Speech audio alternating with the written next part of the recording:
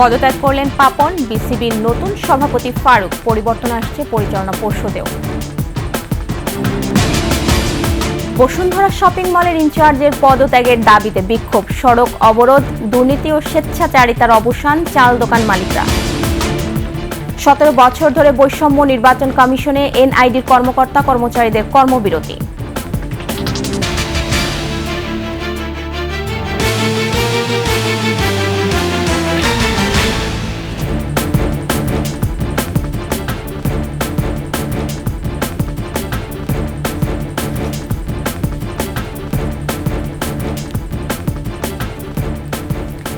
শুনছিলেন first security ইসলাম bank PLC সংবাদ শিরোনাম। আমন্ত্রণ দুপুরের 21 সংবাদের সাথে আছি মহিমা পলি। দর্শক, 21 টেলিভিশনের সংবাদ একই সাথে সরাসরি দেখতে পাবেন আমাদের ফেসবুক পেজ www.facebook.com/2124 অনলাইনে। এছাড়া সাবস্ক্রাইব করতে পারেন www.youtube.com/21 চ্যানেলে। 12 বছর পর বাংলাদেশ ক্রিকেট বোর্ডের আকাশ থেকে সরে গেল পাপন নামক কালো মেঘ। এক যুগেরও বেশি সময় পর পদত্যাগ করলেন নাজমুল হাসান পাপন। নতুন সভাপতি হয়েছেন সাবেক অধিনায়ক ও পরিচালক ফারুক আহমেদ। যুব ও ক্রীড়া মন্ত্রণালয় বিসিবির জরুরি বোর্ড মিটিংয়ে এসব সিদ্ধান্ত নেওয়া হয়। আকাশুজ্জামানের রিপোর্ট। ছাত্র আন্দোলনের মাধ্যমে শেখ হাসিনা সরকার পতনের পর দেশের সব প্রতিষ্ঠানে জোর করে আঁকড়ে থাকা বড় কর্তাদের ছুঁড়ে ফেলার দাবি তোলে সাধারণ জনগণ। এর ব্যতিক্রম হয়নি বাংলাদেশ ক্রিকেট বোর্ডেও। সাবেক রাষ্ট্রপতি জিল্লুর রহমানের ছেলে ও কিশোরগঞ্জ 6 আসনের সাবেক এমপি বিসিবি সভাপতি নাজমুল হাসান পাপনের পদত্যাগের দাবিতেও হয়েছে মানববন্ধন। বেশ কদিন ধরেই শোনা যাচ্ছিল পদত্যাগ করার ব্যাপারে সিদ্ধান্ত নিয়েছেন পাপন। তবে কবে কোথায় পদত্যাগ করবেন সে ব্যাপারে ছিল ধোঁয়াশা। অবশেষে বুধবার অনলাইনে হওয়া বোর্ড মিটিংয়ে পদত্যাগ করেছেন পাপন। এতে শেষ হলো বাংলাদেশ ক্রিকেট বোর্ডে 12 বছরের পাপন অধ্যায়। এদিনই নাম জানা যায় নতুন সভাপতির। জাতীয় দলের সাবেক অধিনায়ক ও বিসিবির সাবেক পরিচালক ফারুক আহমেদ হয়েছেন বাংলাদেশ ক্রিকেট বোর্ডের নতুন সভাপতি। এদিন পদত্যাগ করেন বিসিবির বেশ কয়েকজন প্রভাবশালী পরিচালকও। আকাশুজ্জামান, 21 টেলিভিশন। শপিং মল ইনচার্জের পদত্যাগ দাবি সহ বিভিন্ন অনিয়মের প্রতিবাদে বিক্ষোভে নেমেছেন বসুন্ধরা সিটি শপিং মলের দোকান মালিক কর্মীরা। রাজধানীর পান্থপথ সিগন্যাল থেকে কারওয়ান বাজারের সার্ক ফোয়ারা মোড় পর্যন্ত পুরো সড়ক অবরোধ করে বিক্ষোভ করেন তারা। বিস্তারিত জানাচ্ছেন Pranab Chakraborty. Shopping mall incharge Mohsin করিমের অনিয়ম, দুর্নীতি আর স্বেচ্ছাচারিতার প্রতিবাদে সোমবার থেকেই বিক্ষোভ মিছিল ও সমাবেশ করছেন রাজধানীর বসুন্ধরা সিটি শপিং মলের ব্যবসায়ী ও দোকান কর্মীরা।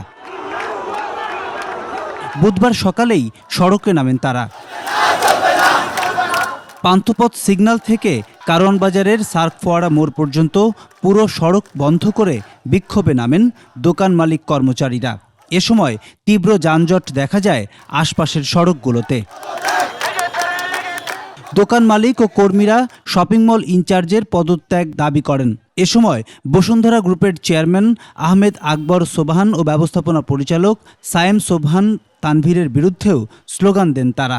আমাদের দাবি হলো 250 থেকে 300 টাকা স্কোয়ার ফিট ছিল, সেটা 1200 থেকে 4000 টাকা স্কোয়ার ফিট নিচ্ছে। গত 3 বছর থেকে পুরো মার্কেটটাকে সে ধ্বংস করে ফেলছে, ব্যবসায়ীদেরকে রাস্তা নেমে ফেলছে। সে আমাদের কেনা দোকান, সে আমাদেরকে কেনা দোকানে দোকানদারি করতে দিচ্ছে না। সে আমাদের কাছ থেকে ওই দোকান অন্য কোম্পানির ভাড়া দিচ্ছে 200 টাকা করে, 300 টাকা করে। বিনিময়ে সে আমাদের কাছ থেকে 2000 থেকে 4000 টাকা পর্যন্ত ভাড়া দিচ্ছে। যারা আছে তার মালিক সমিতি, তারা কেউ ব্যবসার সাথে জড়িত না। তাই আমরা মার্কেটে ব্যবসায়ী সমিতি চাচ্ছি, ব্যবসায়ী সমিতি যেন অতি দ্রুত কার্যকর করে। বলেন, আপত্তি সত্ত্বেও গত জানুয়ারি থেকে বসুন্ধরা সিটির বেজমেন্টে মোবাইল মার্কেট সরিয়ে নেওয়া হয়। মার্কেট ইনচার্জ মহসিন করিমের কাছে কোনো সমস্যার কথা বললেই তিনি দোকান বন্ধ করে দেওয়ার হুমকি দিতেন। আগে যে ইনচার্জ ছিল সে অনেক ভালো লোক ছিল, এখন যে ইনচার্জ ছিল তার সাথে তো কথা বলাই যায় না।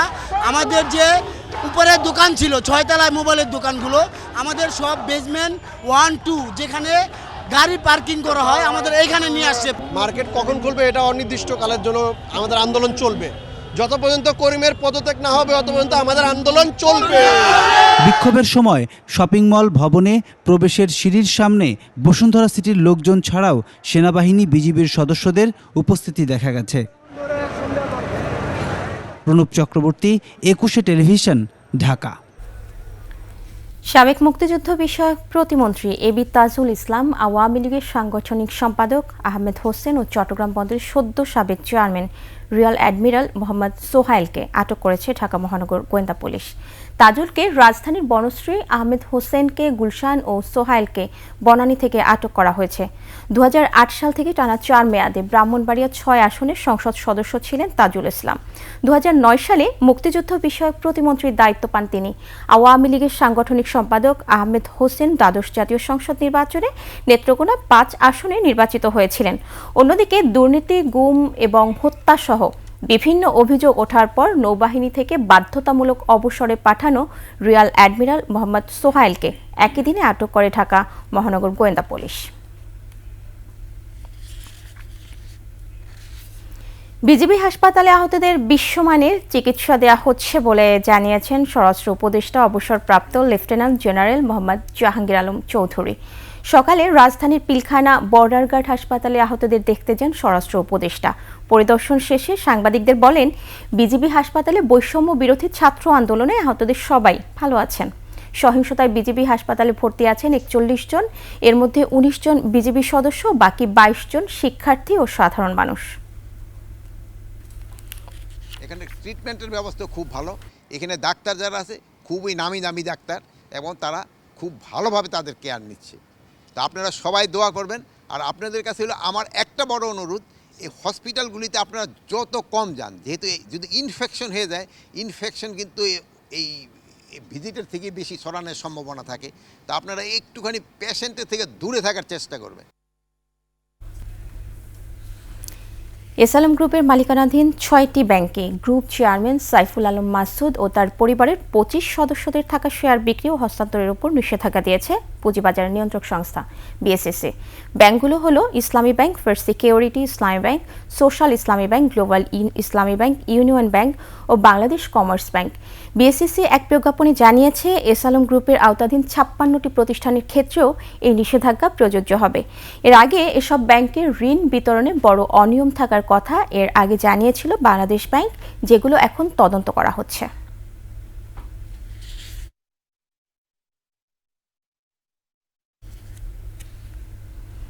এবার আন্তর্জাতিক সংবাদ।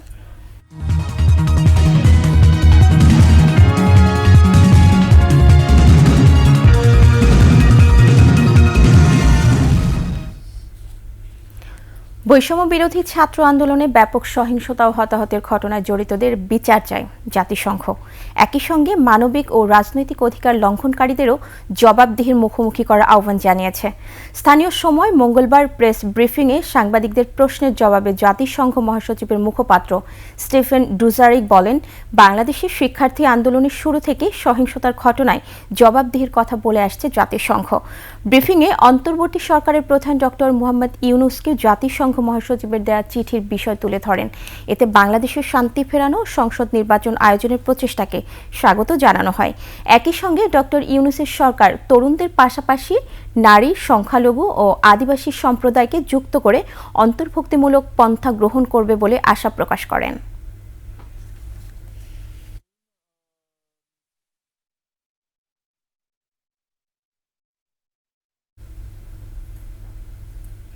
জানাবো খেলার খবর।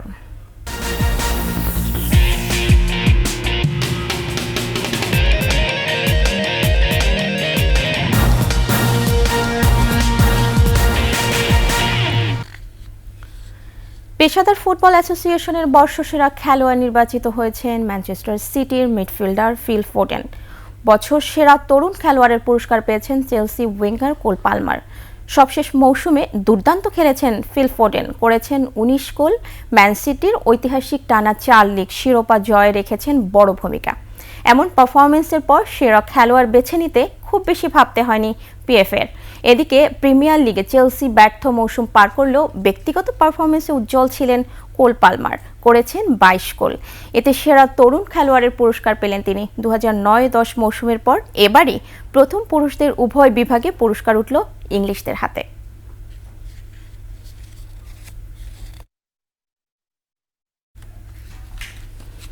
শেষ করছি দুপুরের 21 সংবাদ। যাবার আগে ফার্স্ট সিকিউরিটি, ইসলামী ব্যাংক পিএলসি সংবাদ শিরোনামগুলো জানা পারো একবার।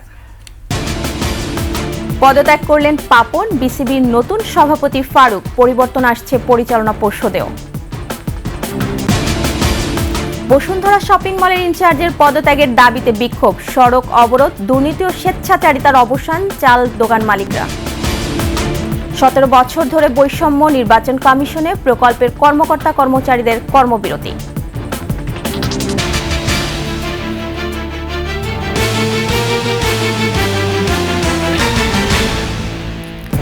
সর্বশেষ খবর জানতে ডায়াল করুন 2021 নম্বরে আর ভিজিট করুন ekusherstv.com এই ওয়েবসাইটে।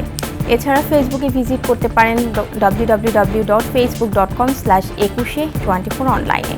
এছাড়া সাবস্ক্রাইব করতে পারেন www.youtube.com/ekushe চ্যানেলে। এতক্ষণ সঙ্গে থাকার জন্য ধন্যবাদ। পরবর্তী সংবাদ দুপুর 2টা 55 মিনিটে দেখার আমন্ত্রণ রইল। একুশের সাথেই থাকুন।